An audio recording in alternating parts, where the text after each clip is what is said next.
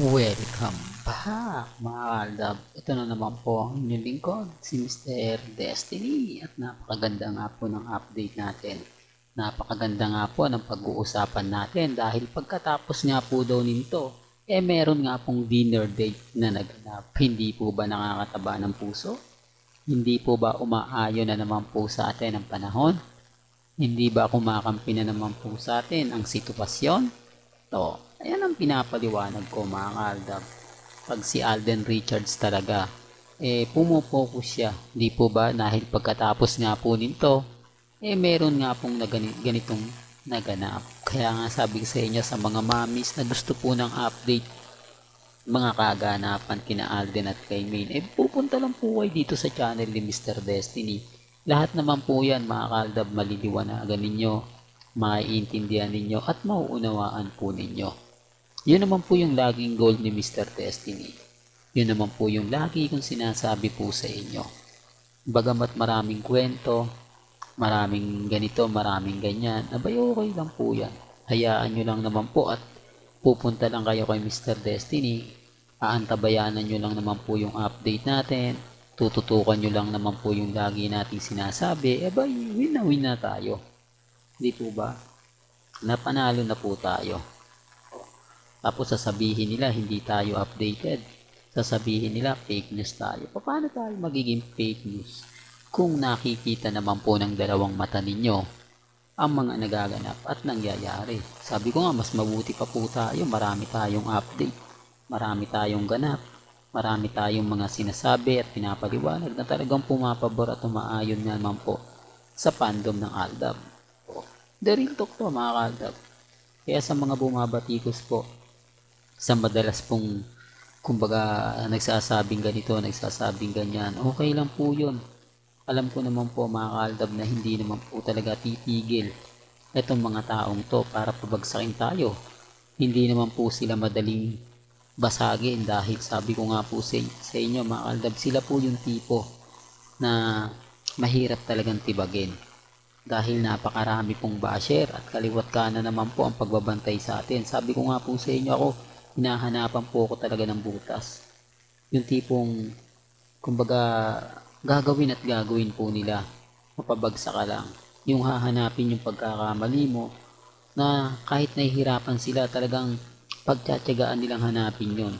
Tapos yun yung ibabato sa'yo, yung konting pagkakamali mo. Di po ba normal lang naman po ang pagkakamali? Normal lang naman po sa isang tao. Ang minsan hindi maganda yung naririnig mo, ibig sabihin yung update mo ay hindi nila nagugustuhan. Di po ba? Siyempre babatikusin ka. Diyan na pumapasok yung mga taong bitter po sa atin. Diyan na pumapasok yung mga taong galit na galit sa atin. O, kaya normal lang, di po ba? Kaya nga sabi ko sa inyo, kung pagbabasihan nyo po ang mga sinasabi nila sa Instagram, sa Twitter, sa Facebook, na keso ganito, keso ganyan, bago po kayo maniwala, gayahin nyo po yung mga sinasabi at ibinabato kay Mr. Destiny na maglabas ka ng ebidensya, Mr. Destiny. Maglabas ka ng resibo, magpakita ka. Kumbaga kung wala ka naman ng pinapakita, puro sinasabi ka lang, sino maniniwala sa'yo? Sinong sisimpatya sa'yo? Yung mga Aldab Nation na followers mo na hanggang ngayon naniniwala at sumusuporta sa iyo, sinusuportahan yung Aldab na kahit na matagal na, kahit tapos na, ganyan lang kayo, di po ba? Yan ang sinasabi mga ka-Aldab. Pero dito, puntahan natin si Mengay. Nasaan po ba ang ebidensya? Ngayon babalik na rin ko yung sitwasyon. Po ba? Ako naman po magko-komento sa kanila. Ako naman po magtatanong sa kanila, nasaan ang pagpapatunay po nila na si Congressman at si Mengay may dinner na naganap? Pamilya po, family bonding, nagsisimba kasama ang pamilya, kumain sa labas, namamasyal sa labas. Yan yung mga ebidensya na sana ibigay nila. Pero wala Di po ba? Pero bakit mas marami naniniwala? Yun ang sinasabi ko nga po. Hindi sila patas. Kumbaga sabi ko nga kung ano yung nakikita nila, napapanood, napapakinggan. mga sinasabi, mga pahayag, talaga naman pong ba, wala na. Kaya ang sabi ko sa inyo mga kaaldab, ako po yung tipo na naghahanap ng ebidensya, naghahanap ng resibo. Kaya lang mga ebidensya at nakikita po natin, talagang mga ganito lang. Kasi sila papatungan nila yan lalagyan isasama nila dyan si Catherine, para nga naman daw po maganda. Para nga naman nga po daw buong buo. Di po ba? At talaga naman pong masasabi mong sisimpatya sa mga nanonood, sisimpatya sa mga taong nag-aabang.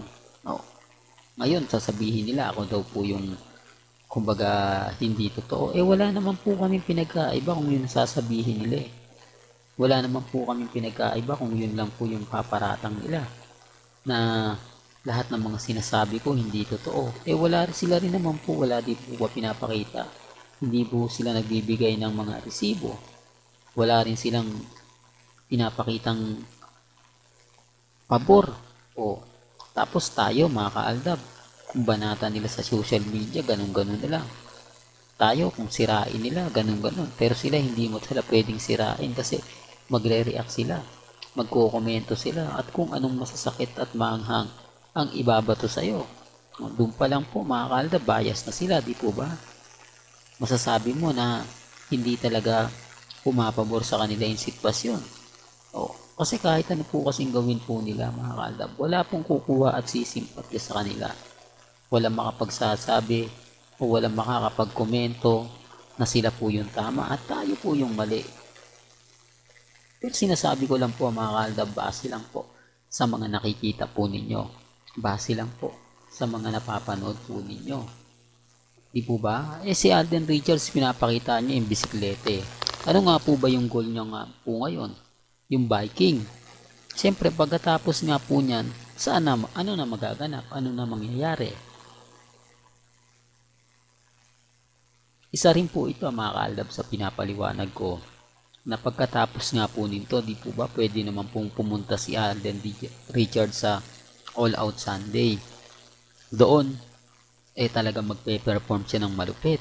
Kasi nga po hindi niya na tinanggap yung kontrata.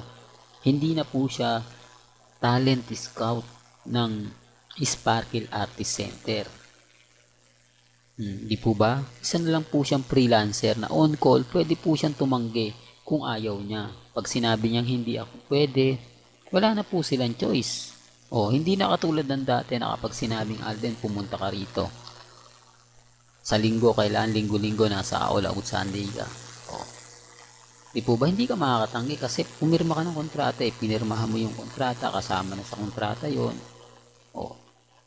Pagkatapos mo exercise, di po ba? Pagkatapos ni Alden ng gym, diretso na sa All Out Sunday.